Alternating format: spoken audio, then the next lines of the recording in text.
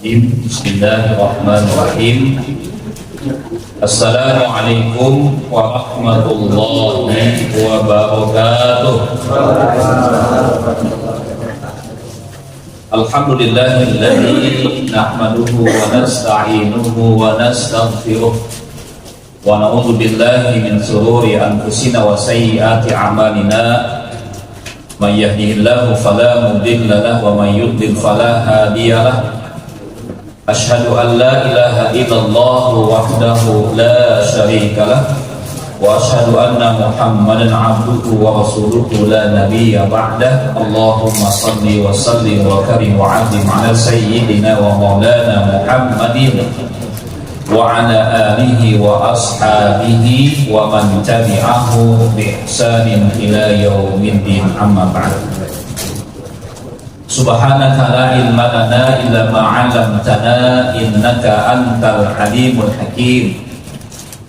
Allahumma la sahla illa ma ja'altahu sahla wa anta taj'alul hazna idza syi'ta sahla wa 'allimna ma yanfa'una warzuqna 'uluman tanfa'una, amin ya rabbal alamin.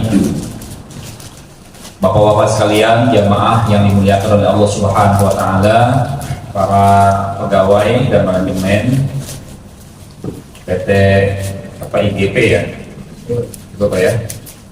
Alhamdulillah di kesempatan siang hari ini dengan izin Allah Subhanahu wa taala kita kembali bisa bertemu bertatap muka di pekan yang ketiga. Di hari Kamis kita akan kembali mengkaji kitab Al-Arba'in An-Nawawiyah. Alhamdulillah kita sudah memasuki hadis yang ketiga ya, yang judulnya adalah Arkanul Islam wa Da'aimuhu al-Idham. Artinya rukun Islam dan pondasi-pondasinya yang agung. Ini hadis yang ketiga, hadis riwayat Imam Al-Bukhari dan Imam Muslim. Ya, ini hadisnya. An Abi Abdurrahman Abdullah bin Umar bin Al-Khattab radhiyallahu anhuma. Dari Abu Abdurrahman Abdullah bin Umar bin Al-Khattab, semoga Allah meridhai keduanya. Dia berkata, ya, sami'tu Rasulullah sallallahu alaihi wasallam yaqul, saya mendengar Rasulullah sallallahu alaihi wasallam bersabda, buniyal Islamu ala khamsin. Islam itu dibangun di atas 5 perkara. Syahadatu, kadang dibaca syahadatu, kadang dibaca syahadati ya. Jadi ada 2 riwayat nih. Ya. Ada yang baca syahadatu, ada yang baca syahadati. Kalau syahadatu berarti kalau dalam ilmu nahwu dia sebagai mubtada, awalan, gitu ya, kalimat awal. Ya, setiap kalimat awal dalam bahasa Arab harus marfu ya ataupun domah. Ya, tapi kalau misalkan dia menjadi lanjutan dari kalimat ala khamsin, dibacanya syahadati gitu. Ya, jadi jamaah kalau misalkan mendapati 2 hadis ya, dua kalimat yang beda tapi makna isinya sama, bunyi matanya sama, bunyi nasnya sama, tapi yang satu dibaca syahadatu, yang satu lagi baca syahadati, jangan bingung. Dua-duanya benar gitu ya. Jadi kalau ala khamsin berarti alat syahadatin gitu ya. Nah itu ya, karena alat di sini atas itu dalam bahasa Arab setiap ada kata, kalau dalam bahasa Indonesia sebutnya preposition ya, yang menunjukkan kedudukan, yang menunjukkan tempat, itu benda itu biasanya itu harus hasroh Pak. Ala khamsin, bukan ala khamsun ya, ala khamsin gitu. Maka khamsin hilang diganti menjadi hukumnya ala syahadati gitu ya. Mudah-mudahan bisa dipahami. Jadi jangan kaget, jangan merasa oh kok ini hadisnya salah nih gitu. Ya enggak juga ya. Jadi ada 2 riwayat. Riwayat yang berikutnya kalau yang syahadati itu kalau nggak salah riwayatnya Imam At-Tirmidzi dan Muslim tuh. Kalau ini kan Bukhari Muslim ya. Islam dibangun di atas 5 perkara. Syahadatu alla ilaha illallah. Ya. Bersaksi bahwa tiada ilah yang berhak disembah illallah, kecuali Allah. Wa anna Muhammadan Rasulullah, dan Muhammad adalah utusan Allah. Wa iqamus salati, dan mendirikan salat. Wa ita'uz zakati, dan menunaikan zakat. Ya, wa hajjul baiti, melaksanakan ibadah haji. Wa shaumu ramadhana, dan melaksanakan puasa bulan Ramadan. Jadi ini Islam itu dibangun atas 5 hal, 5 perkara ya. Ini adalah 5 hal ini, bukan berarti terbatas pada 5 hal ini, tapi disebutkan 5 hal ini karena ini adalah materi pokoknya. Ya, perkara pokok dalam Islam, fondasi utama dalam Islam itu 5. Gitu ya. Yang pertama, yang disampaikan dalam kandungan hadis, kita baca ya. Agama Islam ini diibaratkan seperti sebuah bangunan yang kokoh. Jadi kalau sebagai muslim tidak melakukan salah satunya dari 5 hal ini, berarti bangunan keislaman dalam tubuhnya itu lemah. Ya, tidak kokoh. Kayak bangunan ini. Ya, musola ini tidak akan bisa berdiri tegak tanpa adanya ya, iya, campuran keterpaduan yang ada di dalamnya. Ada pasir, semen, apalagi batu, besi, ya, macam-macam lah di sini. Semuanya bergabung menjadi satu. Gitu pula Islam. Ibarat sebuah bangunan yang kokoh ini satu sama lain saling menguatkan. Di situ ada syahadat, di situ ada ya mendirikan salat, di situ ada menunaikan zakat, di situ ada puasa bulan Ramadan, di situ ada haji. Nah, 5 hal ini fondasi utama ya yang mengokohkan bangunan Islam. Maka kalau kita ingin keislaman kita hilang atau mungkin hancur dalam diri kita, maka tinggalkan salah satunya. Gitu ibaratnya gitu ya, tapi jangan ya. Itu jangan dipotong kalimat itu. Ya. Apa yang pertama? Yang pertama adalah pengakuan bahwa tiada ilah kecuali Allah. Dan Nabi Muhammad adalah utusan Allah. Ini adalah fondasi yang paling mendasar. Kalau dalam ilmu syariat ini masuknya ke dalam bab akidah. Jamaah sekalian, kenapa sahabat-sahabat Nabi itu begitu baik, generasi terbaik, begitu bagus ya, akidahnya bagus, ibadahnya bagus, akhlaknya bagus. Karena yang pertama kali dilakukan oleh Nabi kita Muhammad SAW adalah masalah akidah dulu.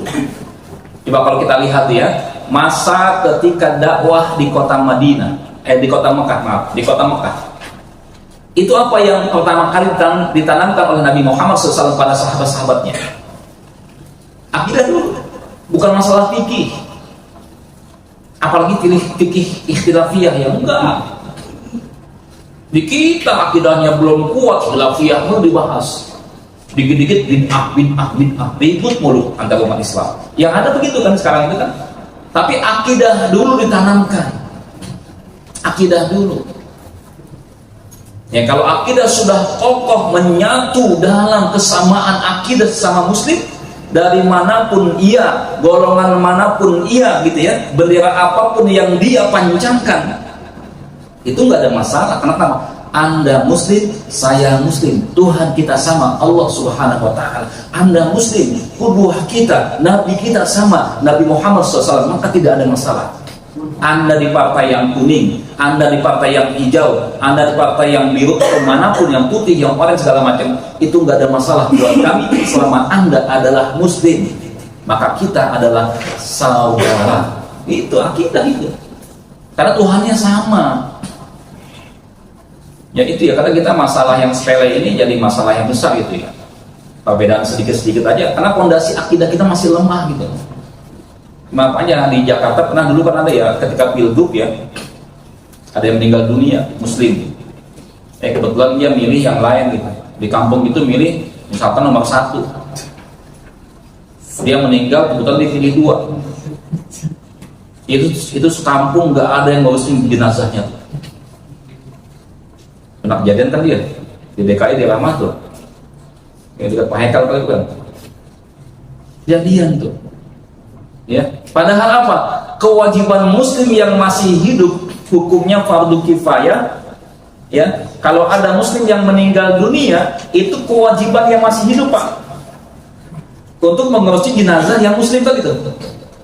Ya, mulai dari memandikannya, ya, kemudian mengkafankannya, mensolatkannya, memakamkannya. Kalau muslim yang hidup tidak ada satupun yang melakukan 4 hal ini terhadap muslim yang sudah meninggal dunia, maka satu kampung itu dosa semua. Hati-hati ini yang, nah ini pemilu nih, bentar lagi, sebulan lagi nih ya. Saya mau 1, 2, 3, pokoknya kalau lu mati, awas ya, nggak bakal saya kuburin. Nah, nggak boleh begitu. Ya ini ya. Tapi kalau landasan akidah kita kuat, wah, kita ini sama-sama muslim, udah nggak apa-apa, itu pilihan kita masing-masing. Begitu kan ya. Yang jelas meskipun calonnya 3, tetap yang menang 1 gitu kan ya. Betul nggak? Betul nggak? Apa 3-3 menang? Enggak lah. 2 ya. Ada yang nggak mungkin 2 yang menang 2, gimana itu? Masa dua presiden sih gitu? Kan enggak ya. Ini ya, baik jamaah balik pada ini. Ini ya, jadi pengakuan ini subhanallah sangat mendasar nih kayak gini nih. Kalau mindset kita sudah mengakui Allah kita, Tuhan kita adalah Allah, ya, Nabi kita Nabi Muhammad SAW, insya Allah kita kumpul di satu tempat yang menyatukan kita adalah keislaman kita. Itu tanggalkan label-label duniawi, tanggalkan tuh, ya, pakai baju apa silakan, tapi masuk ke dalam majelis ilmu, masuk ke dalam masjid, ketika sholat kita menghadap Tuhan yang sama, menyembah Tuhan yang sama, kiblat yang sama, maka kita pun ketika ada imam ruku, semuanya ikut ruku, ketika imam sujud, semua ikut sujud. Ini adalah kesatuan akidah.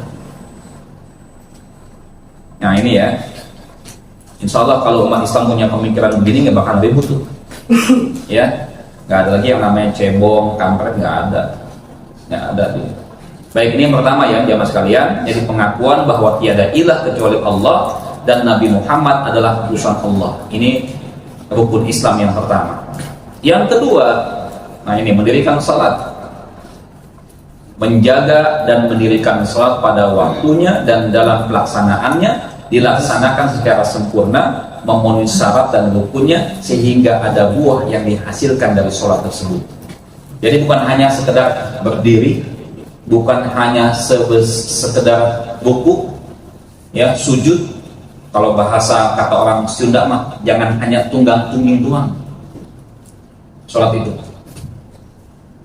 ya. Tapi di situ ada rukun sholat, ada syarat sahnya sholat, ada tumak ninahnya, ya. Kemudian ada keikhlasannya, disuruh niatnya. Ini harus jelas. Ya, Nabi mau mengatakan apa kata Nabi? Shallu kama ra'aitumuni usolli. Salatlah kamu sebagaimana kamu melihat aku salat. Kita pengen salat kita kayak Nabi, cuman kita nggak melihat Nabi. Bagaimana bisa melihat Nabi? Nabi Muhammad sudah 15 abad yang lalu, tidak sejaman dengan kita. Maka apa yang kita lakukan? Datanglah ke majlis ilmu, bertanya kepada para ulama. Bagaimana sih sholatnya Nabi? Kan gitu ya. Ulama-ulama pun mendapatkan ilmu itu dari ulama-ulama sebelumnya. Begitu. Ulama sebelumnya mendapatkan lagi ilmu sholat dari ulama sebelumnya. Terus sampai insya Allah sampai ke ulama ya yang kalangan sahabat Nabi kita Muhammad SAW, dan sampailah kepada apa yang disampaikan Nabi kepada sahabat. Begitu. Ya. Nah nih, maka jaga sholat kita nih. Ya, dalam sebuah gambar yang saya santumkan di sini, jagalah sholatmu dan mungkin ini sholatmu yang terakhir. Hati-hati, jangan menunda sholat, kita tidak tahu bila ajal kita akan sampai. Ya, ini salah satu kiat ya supaya sholat tidak kusuk. Ketika kita sholat, seolah-olah ini adalah sholat terakhir kita.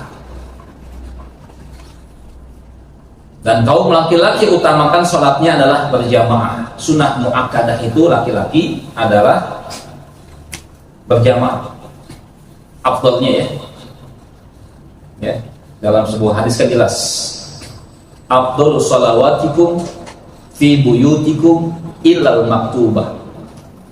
Seutama-utama sholat-sholat sunnah kalian adalah di rumah-rumah kalian, kecuali sholat maktubah, sholat wajib yang 5 waktu. Kalau sholat 5 waktunya, afdolnya adalah di masjid buat laki-laki. Maka mumpung sholat kita masih di belakang imam, apa nunggu di depan imam sholatnya? Digotong Pak ya, siap-siap nih ya, mumpung masih bisa melangkahkan kaki sendiri ke masjid, jalanlah ke masjid. Jangan sampai nanti dipaksa-paksa naik ke atas tangga, ke atas keranda mayat untuk disolatkan. Ini sholat yang kedua ya. Yang ketiga, menunaikan zakat. Zakat itu apa sih? Ya, yaitu apa? Mengeluarkan kadar tertentu dari harta yang dimiliki sudah mencapai nisab dan ketentuan yang berlaku yang diberikan kepada yang berhak menerimanya. Jadi zakat itu ini harta yang kita wajib keluarkan dengan persyaratan paling nggak 2. Ya, pertama sudah mencapai nisab. Yang kedua memenuhi ketentuannya. Ya, kalau zakat mal, zakat harta itu sudah dimiliki selama 1 tahun. Ya, punya uang. Ya, punya uang minimal 80 juta. Itu batas minimal nisabnya zakat mal. Ya, 80 juta. Disimpan selama setahun, nambah jadi 85 juta. Maka di akhir tahun dikeluarkan zakatnya, karena sudah setahun lamanya dimiliki, dikeluarkan 2,5% dari 85 juta. Jika lebih dari 80 maka tetap wajib. Jika kurang dari 80 juta itu tidak wajib. Itu untuk zakat mal ya. Ada lagi zakat pertanian, ada lagi zakat perkebunan bersama tuh, sawah, yang punya sawah, yang punya kebun ya. Kalau itu biasanya pas panen itu Pak. Kan kalau kita bahas zakat ada ketentuan ya, berapa kilogram kah hasil panennya, ada ketentuan itu. Jadi nggak semua uang yang kita miliki kita zakatkan, enggak. Pak Ustadz, saya dapat untung nih 30 juta, apakah wajib saya zakatkan? Enggak. Kenapa? 30 juta itu belum mencapai nisab. Belum. Ya. Saya dapat bonus nih dari pabrik 20 juta. Wajib disakatkan enggak? Enggak. Gitu ya.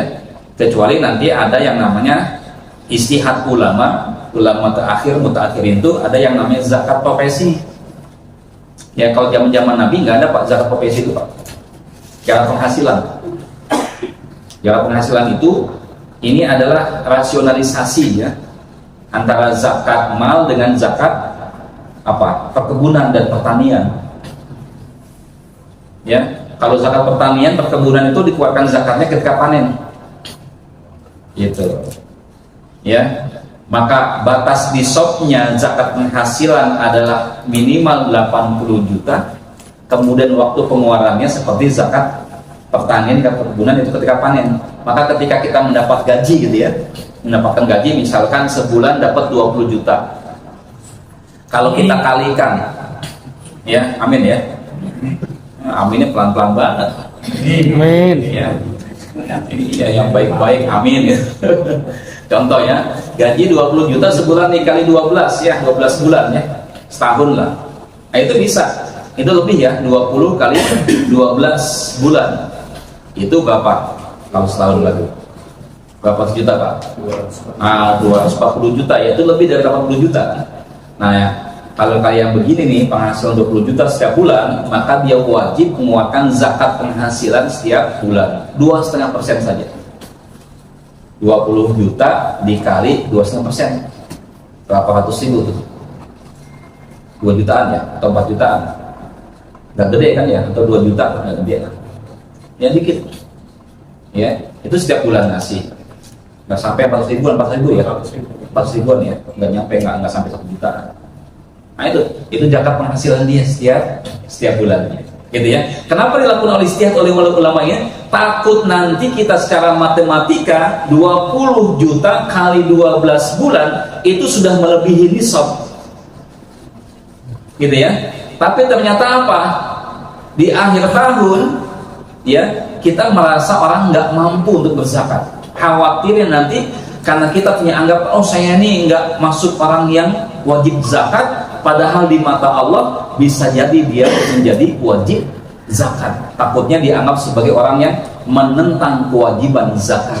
Ini sebuah upaya supaya kita nggak masuk dalam golongan orang yang menentang zakat. Karena zakat itu bagian daripada apa? Fondasi ajaran Islam, rukun Islam. Gitu. Ini yang ketiga. Yang keempat,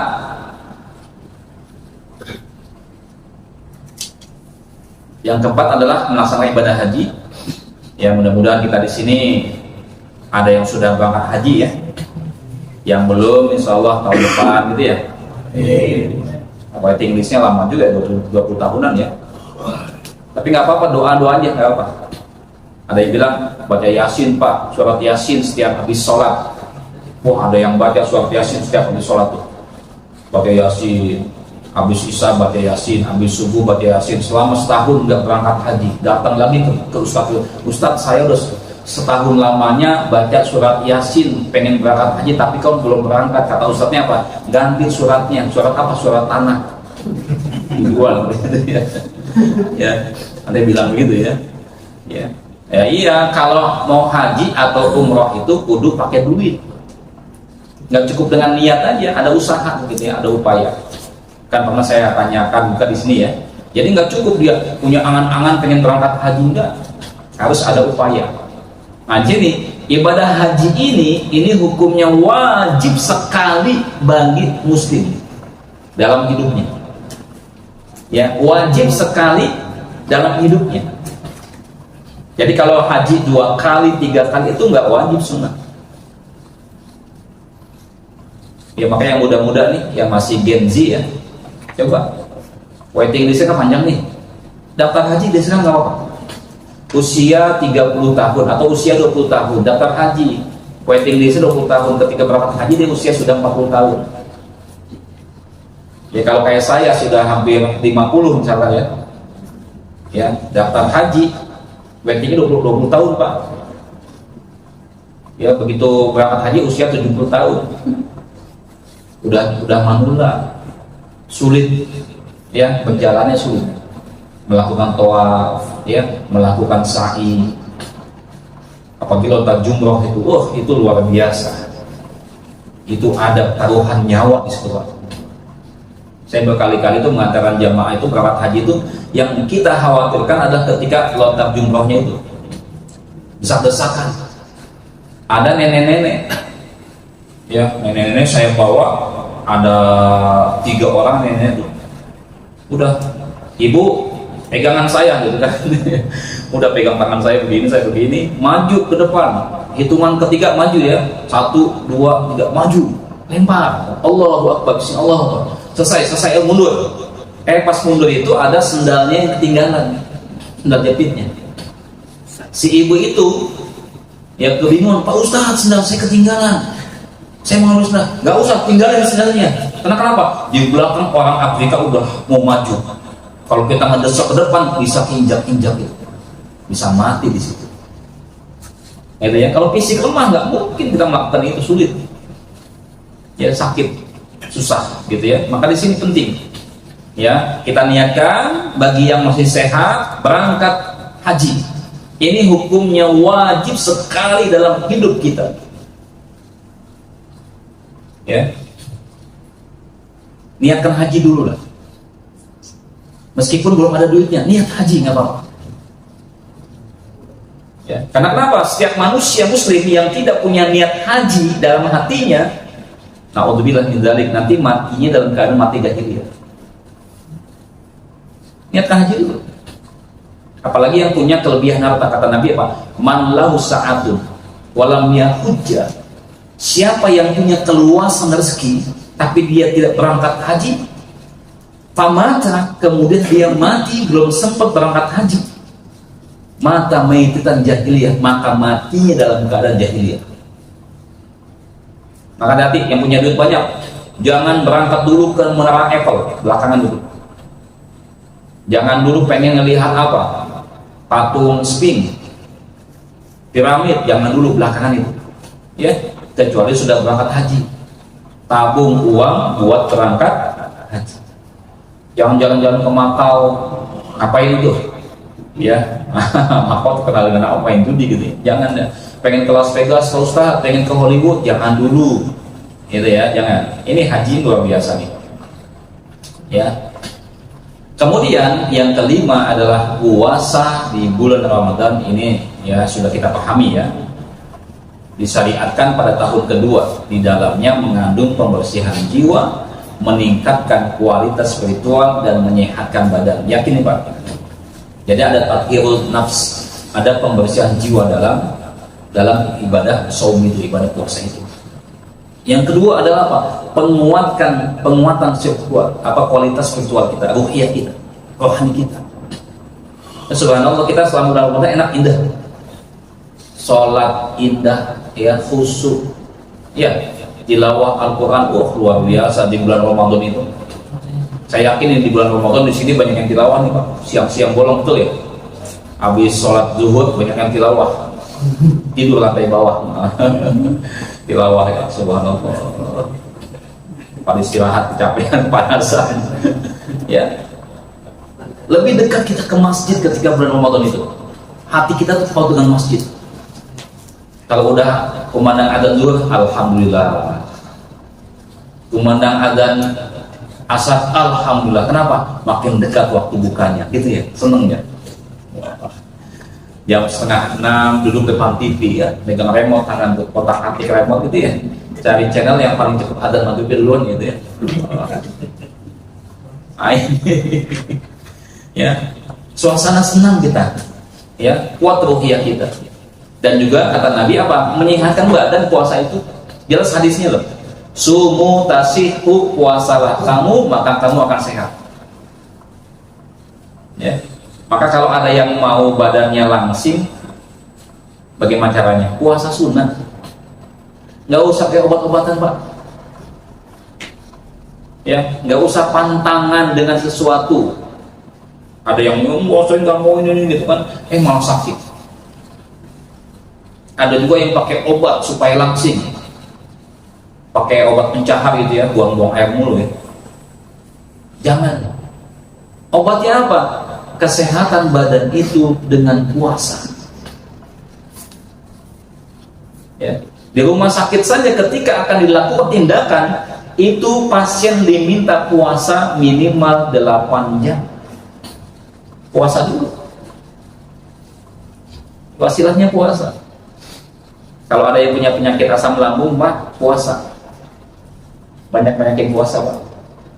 Ya, ternyata ini perut besar kita ini adalah tempatnya penyakit. Jadi kalau selalu makan, gitu ya, maka ini akan menyebabkan terjadinya apa? Ya, mengumpulkan benih-benih penyakit. Apalagi makan kita kan macam-macam sekarang ya. Senang yang pedas-pedas, luar biasa itu. Ya, makanan pedas itu sebenarnya kalau kebanyakan tidak menyehatkan.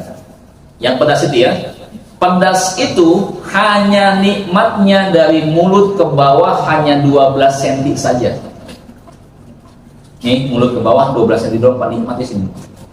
Kalau sudah lewat ke bawah, masuk ke dalam perut, itu sudah penyakit semua tuh. Makan pedas itu. Maka hati-hati.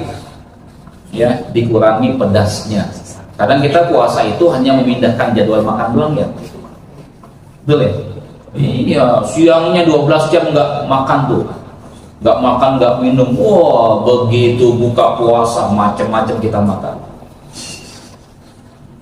Ya, sampai kita mau sholat isyanya nggak bisa melangkah. Ada lagi dia masih mampu melangkah ke masjid untuk sholat isya tarawih. Begitu habis tarawih makan lagi yang banyak. Ya, padahal jam sudah menunjukkan pukul 9 malam. Kadang juga jam 10 malam. masih makan berat juga. Padahal jam-jam seperti itu waktunya lambung itu istirahat. Jam 10 habis makan, jam setengah 11-nya kita langsung tidur. Nah, ini mengganggu kesehatan itu.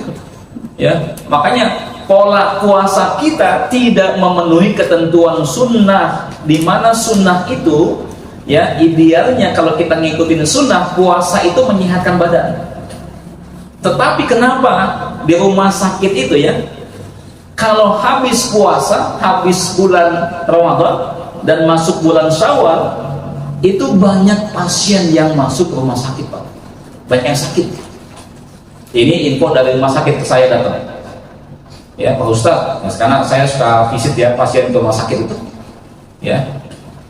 Tapi kemarin kalau pas lagi tahun baru kemarin, Pak, itu pasien sedikit tuh. Kenapa? Karena banyak yang pulang kampung kata gitu. Ya. Apalagi pas lagi COVID ya, banyak yang sakitnya dirawatin di rumah. Meskipun banyak yang masuk rumah sakit, cuma kebanyakan pasien COVID. Ya, kalau pasien biasa itu berkurang kata gitu ya. Karena kenapa? Ada orang yang pilek-pilek nggak mau datang ke rumah sakit takut di COVID-in gitu. Tapi ketika pasca Syawal nih, pasca Ramadan banyak yang sakit, Pak. Kenapa? Bisa jadi itu tadi pola makan kita. Ya, kenapa demikian? Seyogianya Pak, kalau kita kembali kepada Nabi kita Muhammad SAW kan jelas ya. Sumu tasihu, puasalah kamu agar kamu sehat. Berarti puasa kita ini kenapa bikin kita sakit gitu ya? Bukan puasanya yang salah, tapi apa? Pola dan tata cara kita puasanya yang tidak tepat. Terutama ketika apa? Waktu sahurnya, waktu bukanya. Coba lihat ya. Kita sahur jam berapa sih? Ada yang sahur jam 1 malam, jam 2. Apakah itu mengikuti sunnah Rasul? Enggak. Ya, kata Nabi apa? Manusia itu akan senantiasa berada dalam kebaikan selama dia mengakhirkan makan sahurnya dan menyegerakan buka puasanya. Sekarang misalkan subuh itu jam 4:30, ya, itu idealnya makan sahur di berapa? Jam 4, Pak. Ya. Gitu ya, jam 4. Ini jangan jam 3 makan sahur, jam 2 makan sahur. Jam 3:30 aja belum ideal aja. Ideal jam 4. Ya. Bahkan ada yang lebih ideal kalau mau 15 menit sebelum adzan subuh, itu lebih ideal lagi. Kemudian membatalkan puasa kita, buka puasa kita, begitu bunyi adzan Allahu Akbar langsung buka, batalin, segera batalin. Karena kita menunda kan ya, nanti aja gampang, belum adzan belum selesai. Enggak, begitu kalimat akbar itu langsung buka. Sunnahnya begitu. Ya. Dan ketika buka pun sunnahnya gimana? Jangan langsung makan makanan berat. Nabi Muhammad itu buka puasa dengan 1 gelas air putih dan 3 buah kurma. Kan gitu ya? Kita gimana? 3-nya sama, 3 mangkok kolak. Es buah, asinan, 3 piring gitu ya. Gorengan. Ini yang bikin penyakit sebenarnya ini. Ya gitu ya. Nah ini yang jemaah sekalian yang dirahmati Subhanahu wa taala, maka di sini kok Pak Ustadz saya puasa tapi kok sakit gitu loh. Habis puasa malah saya sakit misalkan gitu ya. Ini ya. Maka kita evaluasi kembali kualitas puasa kita. Coba. Ya bukan saya menyalahkan, tidak. Kita sama-sama evaluasi. Kadang saya juga begitu tuh. Ya kadang saya dikejar tayang gitu ya. Nggak mau jalan-jalan gitu kan. Ya itu ya. Baik jemaah yang dirahmati Allah Subhanahu wa taala. Kalau ada yang mau nanya silakan ya, sambil jalan aja. Jadi nggak ada sesi khusus nih. Ya silakan jamaah, kalau ada yang mau nanya, stop aja. Pak Ustadz saya mau nanya, silakan. Ya jadi ini 5 rukun Islam. Yang pertama adalah syahadat. Ada syahadatullah, ya, tauhidullah sebutnya, ada syahadatul rasul. Ini satu paket. Jadi ketika kita mengakui Allah sebagai Tuhan kita, kita pun wajib mengakui bahwasannya Nabi Muhammad adalah Rasulnya Allah yang patut kita jadikan tauladan dalam kehidupan kita.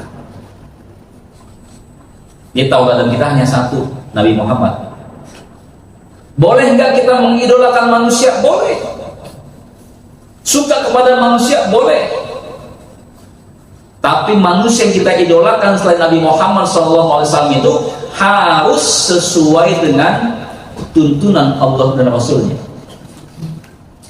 Gitu, ya. Misalkan saya mengidolakan pemain sepak bola, dalam hal bola saja kita idolakan, gitu loh. Dalam jangan hal yang lain kita idolakan, jangan. Sampai pakaiannya, gaya rambutnya, gaya jalannya dicontohin, jangan. Masalah bola ya fokus ke bola saja gitu ya, idolanya ke bola saja.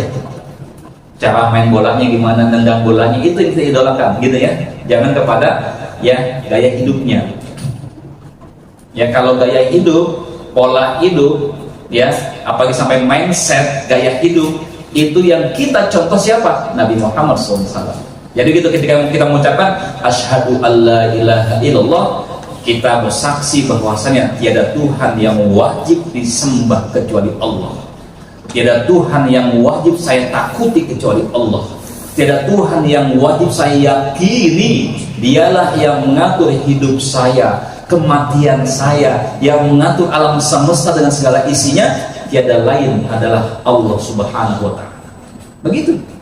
Dan ketika kita mengatakan wa anna Muhammad Rasulullah, dan sesungguhnya Nabi Muhammad adalah utusan Allah, kita meyakini bahwasannya satu-satunya tauladan buat saya dalam hidup saya, dalam kehidupan duniawi dan ukhrawi saya, tiada lain dan tiada bukanlah Nabi Muhammad SAW. Begitu. Gitu ya. Kemudian selanjutnya adalah kita melaksanakan apa tadi? Salat, mendirikan salat 5 waktu. Ini adalah ibadah yang pertama kali dihisab pada hari kiamat, ya. Dan yang ketiga adalah menunaikan zakat, ya, menunaikan zakat.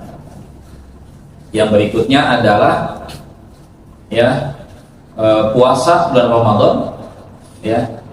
Dan yang berikutnya adalah melaksanakan ibadah haji tadi, ya. Baik, kandungan yang berikutnya adalah di sini hubungan antara rukun Islam yang satu dengan yang lain. Ini penting kita pahami, jemaah kalian, ya.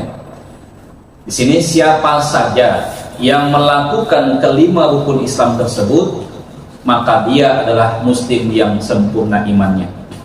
Alhamdulillah nih ya, kita sudah melakukan itu semua.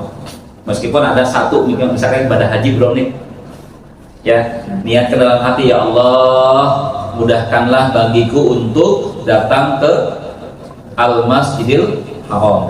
Niatin tuh, ya. Tinggal satu lagi kalau yang belum haji, gitu ya. Kemudian yang poin B, siapa yang meninggalkan kelima rukun Islam tersebut, maka dia adalah seorang yang kafir.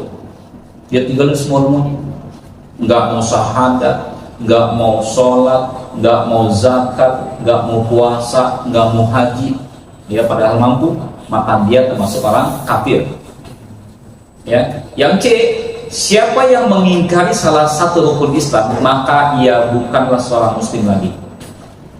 Dia sholat, dia bersyahadat, tapi dia tidak mau menunaikan zakat, meskipun sudah haji.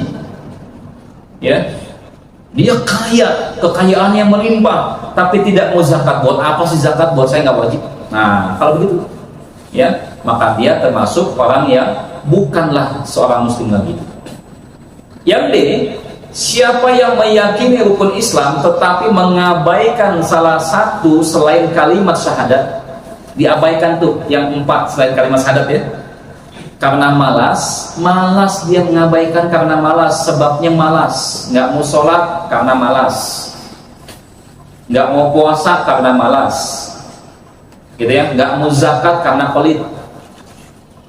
Maka apa? Orang yang kayak begini termasuk orang yang fasik. Fasik itu apa, Pak? Fasik itu adalah muslim, ya. Fasik ini diidentikan kepada muslim, bukan yang kafir, ya, bukan non muslim. Kalau non muslim jelas kafir, jelas. Tapi kalau fasik ini adalah muslim. Muslim cuma dia tahu hukum, dia tahu kewajiban, namun tidak melaksanakan kewajiban. Gitu ya. Karena tadi malas, ogah, ya, segala macam sebabnya. Selama dia tidak meyakini tidak wajib, maka dia masih fasik maksudnya. Ya, nggak mau sholat karena capek, nanti aja capek, males sampai kelewat sholatnya, fasik itu. Ya. Kemudian yang poin yang siapa yang melaksanakan kelima rukun Islam tersebut, kelima rukun Islamnya dia laksanakan, tetapi mengakui dengan lisannya, dia mengakui dengan lisannya bahwa apa yang ia lakukan itu hanya sebatas basa-basi saja, maka ia adalah munafik. Sholatnya rajin, puasanya rajin, zakatnya setiap tahun, haji sudah, gitu ya. Tetapi apa? Tetapi dia katakan, saya mau gak enakan aja sama teman-teman, jadi saya lakukan itu. Nah, sama, dia munafik. Nih, munafik itu lebih bahaya daripada kafir. Ya. Kalau kafir jamaah, kafir itu menentang Islam dengan nyata-nyata menentangnya gitu loh. Ya, saya non muslim, saya lebih suka begitu. Saya non muslim, maka maaf ya saya nggak sholat. Ya. Lagi fasik masih penting juga dia. Kenapa kamu nggak sholat? Males, masih penting gitu. Ya, menyatakan jati dirinya gitu loh. Kamu kan muslim, ya saya muslim. Kenapa nggak sholat? Males, fasik dia. Nah yang bahaya nih yang ketiga nih, munafik nih. Munafik itu menampakkan zahirnya, ya, kelihatan dia muslim, sholatnya rajin, puasanya rajin, zakatnya rajin, gitu ya. Wah, zakat paling gede. Tapi dia bilang apa? Saya melakukan itu semuanya ya hanya untuk jaga nama doang, image, ya. Jaim, dia jaga image, kesannya supaya ngomong saya muslim nih. Padahal itu semua hanya basa-basi buat saya. Ini munafik. Jangan-jangan di kita ada yang kayak gitu, alhamdulillah. Ada nggak? Zaman Nabi aja ada kok. Apalagi zaman kita. Zaman Nabi itu ada munafik di Madinah, namanya siapa? Abdullah bin Ubay bin Salul. Jadi sedikit saya cerita tentang Abdullah bin Ubay bin Salul nih. Abdullah bin Ubay bin Salul sebelum Nabi kita Muhammad SAW hijrah ke kota Madinah, ya, beliau ini adalah tokoh Madinah, tokoh Madinah, ya. Bahkan ada yang mengatakan, sejarawan Islam mengatakan kalau Nabi Muhammad SAW tidak hijrah ke kota Madinah, ini nyaris secara aklamasi penduduk kota Madinah akan mengangkat Abdullah ini sebagai pemimpin kota Madinah. Gitu. Tapi ketika Nabi Muhammad hijrah ke kota Madinah, apa yang terjadi? Kondisi berubah. Ternyata apa? Penduduk kota Madinah mayoritas mendukung Nabi Muhammad SAW. Abdullah bin Ubay merasa terkucilkan, dia dijauhi oleh masyarakat Madinah. Keluarganya masih Islam, saudaranya masih Islam, ya, anak buahnya, anggota kabilahnya banyak masih Islam. Ini dia makin dongkol nih, dalam hati mengatakan apa? Ini karena si Muhammad nih saya jadi kalah begini, harusnya saya jadi pemimpin kota Madinah. Tapi dia mengatakan dalam hatinya, kalau saya menentang dengan cara terang-terangan, menentang Nabi Muhammad, maka saya tidak punya kekuatan apa-apa.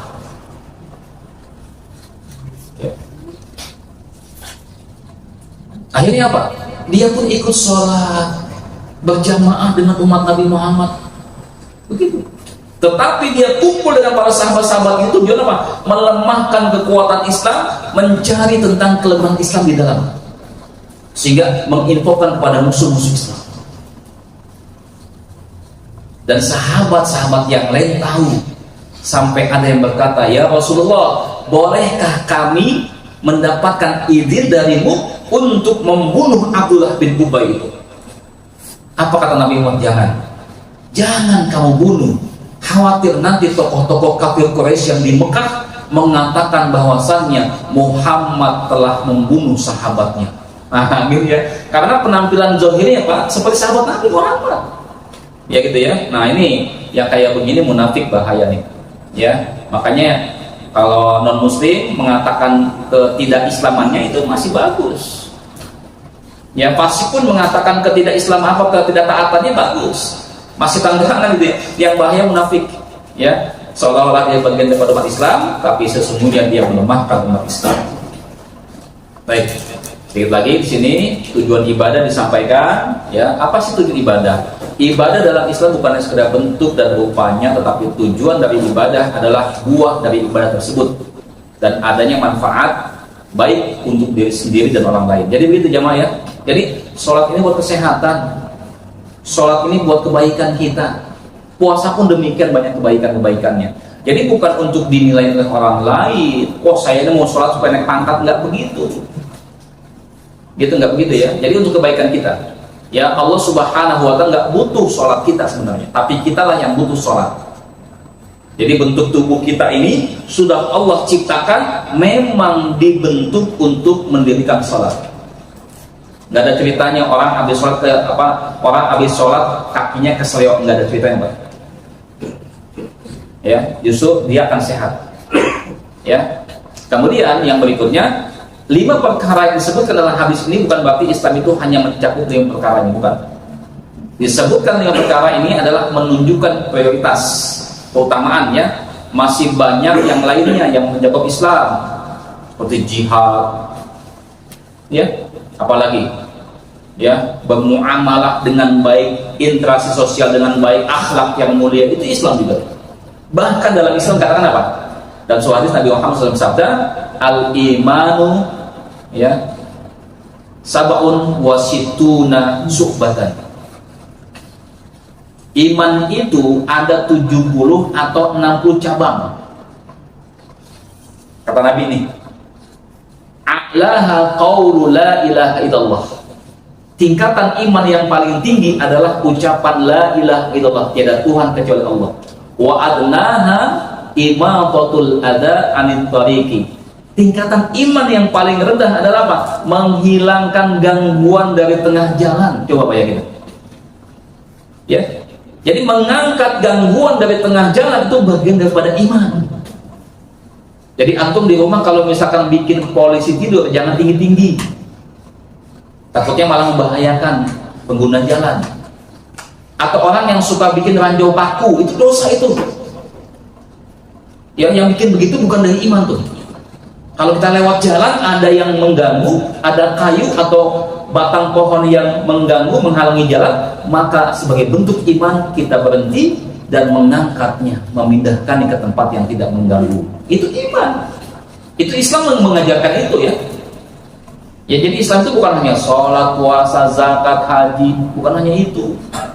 Ya, kemudian terakhir, hadis di atas menyampaikan pesan kepada kita bahwa Islam adalah agama, akidah, dan amal. Jadi akidah yang ada dalam jiwa kita dan juga amal, gitu ya. Jadi jangan akidah saja. Tidak ada. Islam itu hanya mengajarkan supaya kita menjaga hubungan baik dengan Allah saja, enggak. Tapi Islam pun mengajarkan kepada kita bagaimana kita menjaga hubungan yang baik dengan sesama. Maka dikatakan tidak bermanfaat suatu amal tanpa adanya iman. Begitu pula tidak ada iman tanpa adanya amal. Jadi saling terikatan. Ya, kalau kita mengaku sebagai muslim, buktikan keislaman kita. Kita sebagai mukmin, buktikan keimanan kita dengan apa? Dengan amal. Dan tanda-tanda muslim yang baik adalah yang memiliki ucapan-ucapan yang baik, tingkah laku yang baik, sikap-sikap yang baik yang tidak menyakiti hati orang lain. Ini jamaah Bapak yang dirahmati oleh Allah Subhanahu wa taala. Ini saja mungkin yang dapat saya sampaikan. Mohon maaf jika ada khilafan. Wallahu a'lam bishawab. Ya, kalau ada yang ingin bertanya silakan ya. Tapi waktunya sudah habis nih ya. Ya. Terima kasih. Assalamualaikum warahmatullahi wabarakatuh. Waalaikumsalam.